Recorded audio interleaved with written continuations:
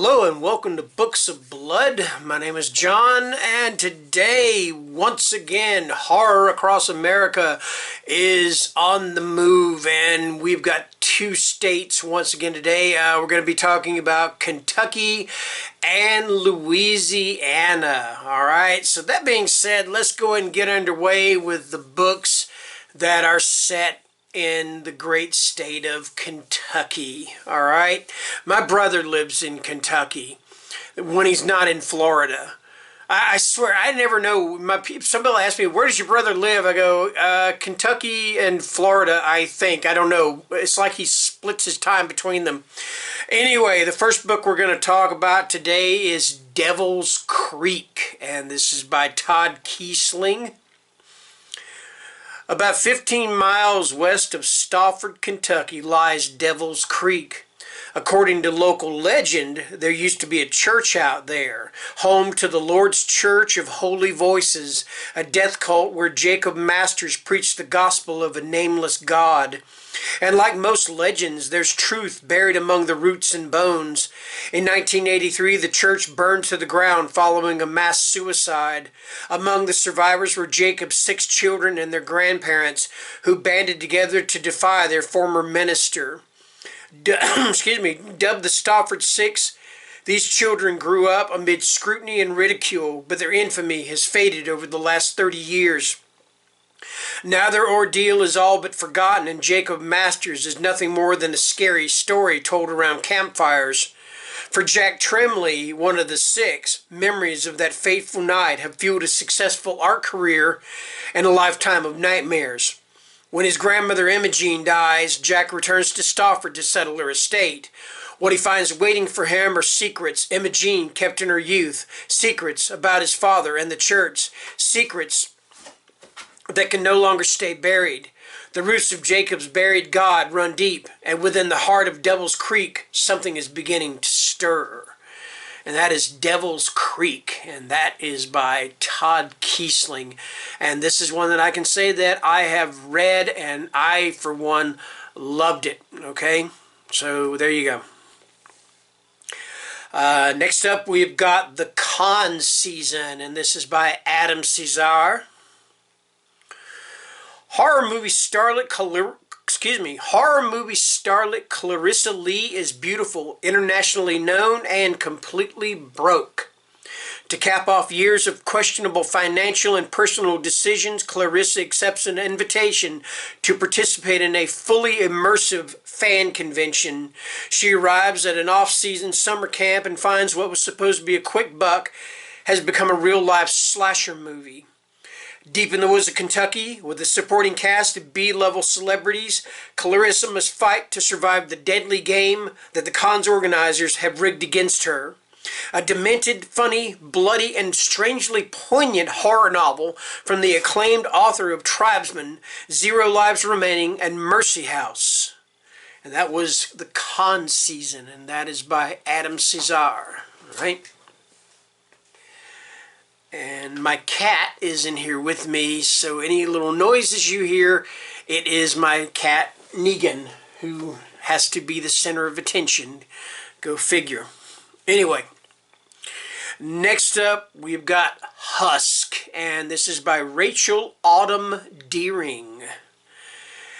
In this all-too-real work of horror fiction, Rachel Autumn Deering explores the mind of a young man who is struggling to cope with the effects of post-war stress, drug addiction, self-doubt, and loneliness as they manifest themselves into his deepest, darkest fears. Kevin Brooks returns to his rural Kentucky hometown after a 3-year-long tour of duty in Afghanistan.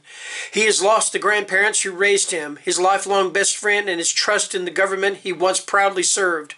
When Kevin meets a kind young girl named Samantha, he thinks his luck might have finally taken a turn for the better.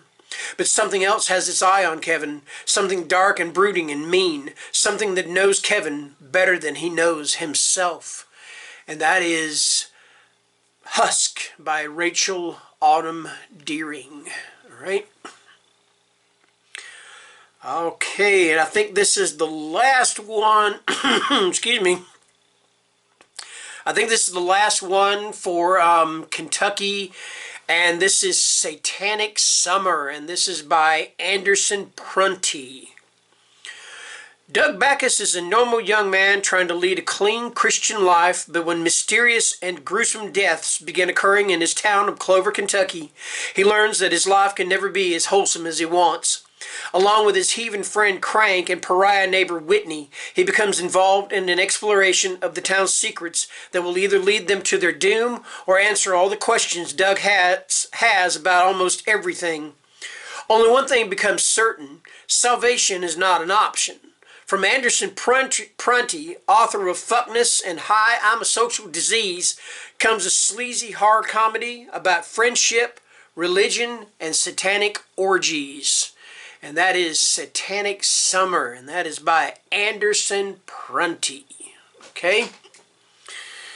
All right, we are moving into Louisiana. And Louisiana itself, man, especially New Orleans and all that, has got such a history. I mean, you got Marie Laveau, you got voodoo, you got hoodoo, you got all that, you got the rougarou, you got everything, all right? I mean, it's, and all the cemeteries in New Orleans and stuff. Yeah, I mean, Louisiana could easily be horror central if you ask me. I mean, that or maybe Massachusetts or somewhere like that. But yeah, anyway, let me shut up and get on with the books, all right? First up, we have got Exquisite Corpse, and this is by Poppy Z. Bright, or if you're a Canadian, Poppy Z. Bright. I asked somebody about that one day. I said, why do you guys say Z? And they said, well, that's the way the Canadian people said it. I said, oh, okay, makes sense. All right, there we go. To serial slayer Andrew Compton, murder is an art, the most intimate art. After feigning his own death to escape from prison, Compton makes his way to the United States with the sole ambition of bringing his art to new heights.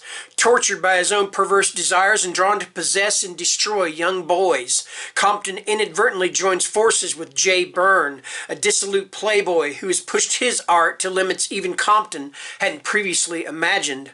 Together, Compton and Byrne set their sights on an exquisite young Vietnamese-American runaway, Tran, who they deemed to be the perfect victim.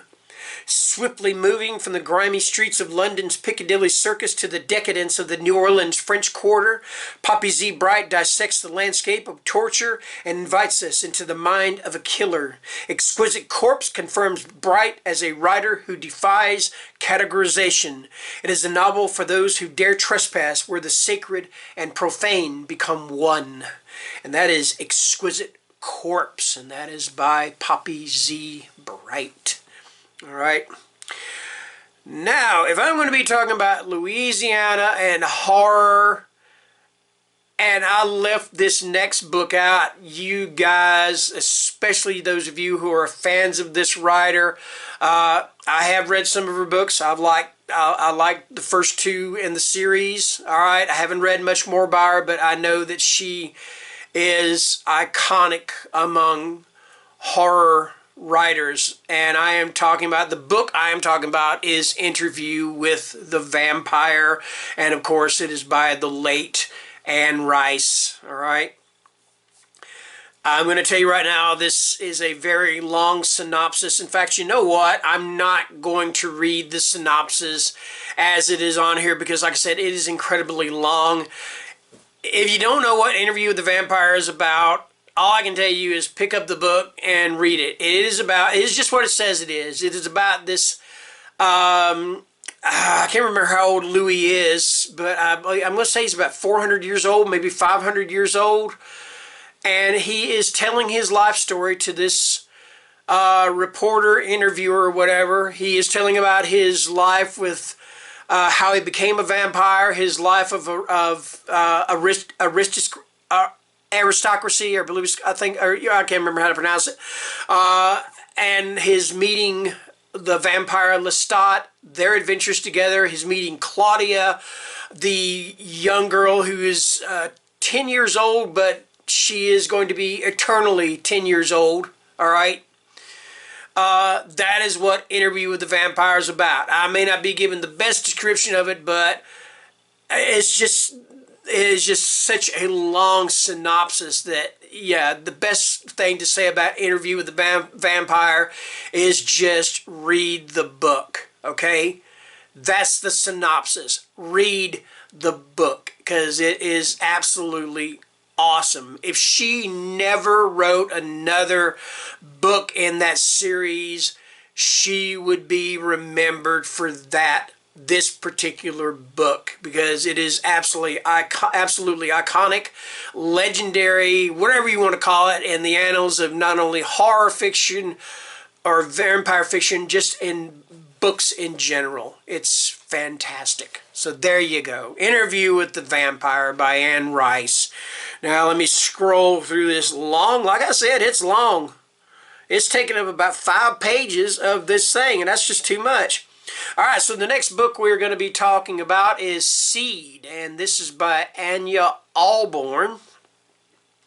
And I think this was her debut book. I don't remember for sure, but I think it was her debut book, all right? With nothing but the clothes on his back and something horrific snapping at his heels, Jack Winter fled his rural Georgia home when he was still just a boy. Watching the world he knew vanish in a trucker's rearview mirror, he thought he was living an unspeakable nightmare behind forever. But years later, the bright new future he's built suddenly turns pitch black as something fiendishly familiar looms dead ahead. When Jack, his wife Amy, and their 2 small children survive a violent car crash, it seems like a miracle. But Jack knows what he saw on the road that night, and it wasn't divine intervention. The profound evil from his past won't let them die, at least not quickly. It's back and is hungry, ready to make Jack pay for running, to work its malignant magic on his angelic youngest daughter, and to whisper a chilling promise. I've always been here, and I'll never leave. Country comfort is no match for spine-tingling Southern Gothic suspense in Anya Alborn's tale of an ordinary man with a demon on his back. Seed plants its page-turning terror deep in your soul and lets it grow wild. And that is Seed, and that is by Anya Alborn. All right? Okay, and I did read that. I have read Seed, and it's very good. All right, so there you go. And, of course, I have read Interview with the Vampire, or else I would not be able to go on the way I did about it. And this is another one. I haven't read this one. What was the book I read? I think I read The Pale White by Chad Lutsky. But this is Of Foster Homes and Flies by Chad Lutsky. Denny is a 12-year-old neglected boy who's been studying all year for the upcoming spelling bee. But when his alcoholic mother dies in her sleep, he suddenly faces foster care. To ensure he still competes in the school event, he hides his mother's death for 1 week so he can have a chance at something he so desperately needs. Something to be proud of, something his dad would have been proud of, a win. A tragic coming-of-age tale of horror and drama in the setting of a hot New Orleans summer. And that is Of Foster Homes and Flies. And that is by Chad Lutsky. Okay, moving on. I believe this is a young adult book. I'm pretty sure it is. I haven't read it. But it flew in my radar space when I was looking for Louisiana books. So we are talking about Mina and the Undead, and this is by Amy McCain. New Orleans Fang Fest, 1995. Mina's having a summer to die for. 17-year-old Mina from England arrives in New Orleans to visit her estranged sister, Libby. After growing up in Whitby, the town that inspired Dracula, Mina loves nothing more than a creepy horror movie. She can't wait to explore the city's darkest secrets. Vampire tours, seedy bars, spooky cemeteries, disturbing local myths. And it gets even better when Mina lands a part-time job at a horror movie mansion and meets Jared, Libby's gorgeous housemate, co-worker, and fellow horror enthusiast. But the perfect summer bliss is broken when, while exploring the mansion, Mina stumbles upon the body of a girl with puncture marks on her neck, clutching a lock of hair that suspiciously resembles Libby's. Someone is replicating New Orleans' most brutal supernatural killings. Mina must discover the truth and prove her sister's innocence before she becomes the victim of another myth And that is Mina and the Undead, and that is by Amy McCain. Alright, moving on, we have got, this is called Devil's Call, and this is by J. Danielle Dorn.